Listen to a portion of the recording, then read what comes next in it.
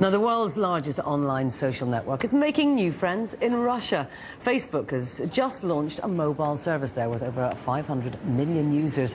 Well, Facebook's dominance around the globe is all but complete, with the social network nearing saturation in many markets.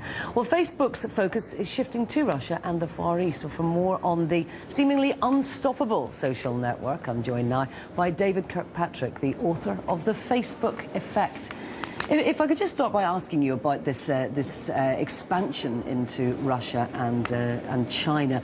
Do you see this as the next logical step in what Facebook has to do? Absolutely. Facebook's basic goal right now is global expansion, and they're already in literally every country on the planet. Certain countries where they are not doing as well, Russia, Japan, Brazil, are their top priorities right now.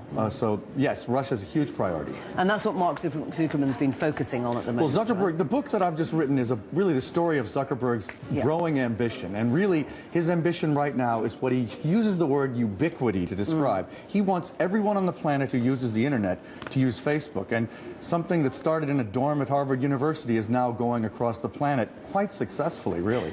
I think in the book you portray him quite positively, more positively possibly than many who have... than many who don't know him. Okay.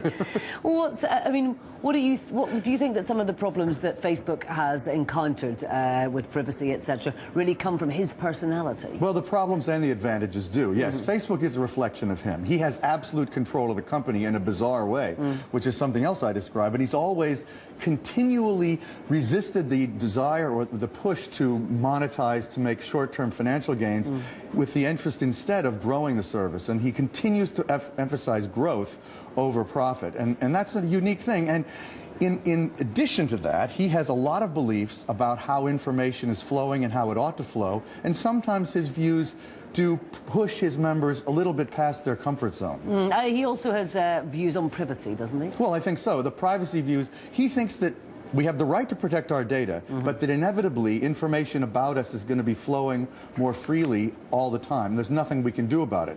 So he thinks we ought to essentially just go with the flow, and that Facebook ought to help us do that. And that's a little bit where the conflict has arisen. And what about the monetization of it? Finally, there's got to be a way to make an awful lot of money. Well, they're going to have revenue of well over $1 billion this year, so it's not like they're lacking for enough to operate. They actually have plenty of money to pay their bills. Yeah. He continues to believe it's better to put off large-scale profit for the fear that he'll turn off users by putting too many ads on there. He's far more interested in growing it and getting to that vaunted ubiquity and figuring out how to monetize it later. That's his philosophy that I describe in detail.